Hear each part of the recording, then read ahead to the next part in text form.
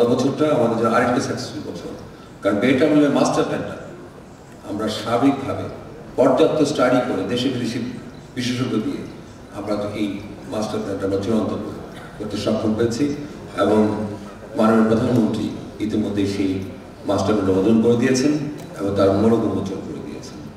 Master plan হয়ে গেছে। আপনারা এটাও লক্ষ্য করেছেন যে বে টার্মিনাল করার জন্য যে ভূমি দরকার সে ভূমি আমরা পেয়ে গেছি, অল্প কিছু বাকি আছে, সেটা প্রায় চূড়ান্ত পর্যায়ে রয়েছে। তো একটা বিশাল প্রকল্প, বাংলাদেশের ইতিহাসে সবচেয়ে বড় মেগা প্রকল্প আমি বলবো এটাকে।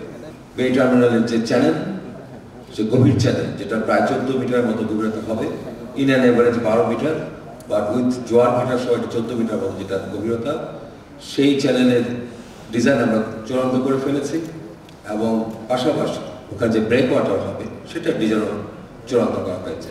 আমাদের 3টা টার্মিনাল করার কথা ছিল, এখন আমরা 4টা টার্মিনাল করতে যাচ্ছি।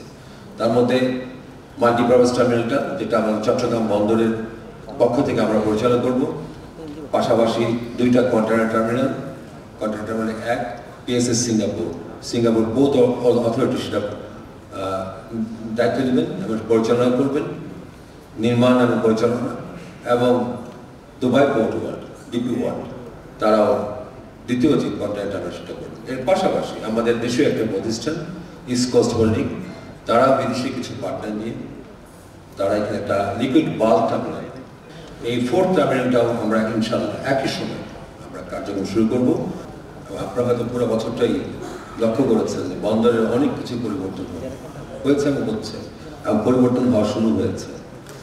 তার মধ্যে অবশ্যই আপনি লক্ষ্য করেছেন যে পতাকায় কন্টেইনার টার্মিনাল প্রথমবারের মতো বাংলাদেশের ইতিহাসে, চট্টগ্রাম বন্দরের ইতিহাসে প্রথমবারের মতো বিদেশি অপারেটর অত্যন্ত সাফল্যজনকভাবে আমরা নিয়োগ করতে সক্ষম হয়েছি।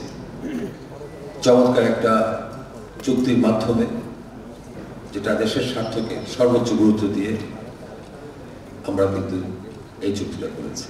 এতে করে বন্দর তথা রাষ্ট্র অনেক বেশি উপকৃত হবে। আমাদের আয়, বিশেষ করে বৈদেশিক মুদ্রা আয় অনেক গুণ বেড়ে যাবে। আর সেই সাথে আমাদের ইতিমধ্যে আপনি লক্ষ্য করেছেন কর্মসংস্থানের ব্যবস্থা হয়েছে। ওখানে প্রায় 100% কর্মকর্তা কর্মচারী আমাদের দেশ থেকে নিয়োগ করা হয়েছে। তাদেরকে প্রশিক্ষণ দেওয়া হচ্ছে এবং উন্নত মানের প্রযুক্তি আনা হচ্ছে। এই যে বিদেশি সৌদি আরব ভিত্তিক যে global operator Saudi Red Sea Gateway, তাদের কাছ থেকে আমরা অনেক শিখছি। আপনার কমপ্লিট কন্ট্রোল কিন্তু বন্ধ করতে হবে, বন্দর কর্তৃপক্ষের কাছে কমপ্লিট কন্ট্রোল সম্পূর্ণ। আমি আপনাকে অপারেট করতে দিচ্ছি, আপনি আমার অপারেটর, এইটুকুই যা। আপনি অপারেট করে আমাকে হিসাবকে বুঝাই দিবেন, মালিক তো আমি।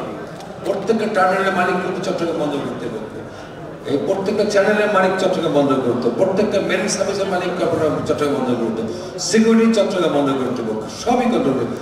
জাহাজ আসা দেওয়া এটার প্রোটোকল চট্টগ্রাম বন্দর কর্তৃপক্ষ, নিয়ন্ত্রণ চট্টগ্রাম বন্দর কর্তৃপক্ষ। সুতরাং টোটাল নিয়ন্ত্রণটা আমার কাছে।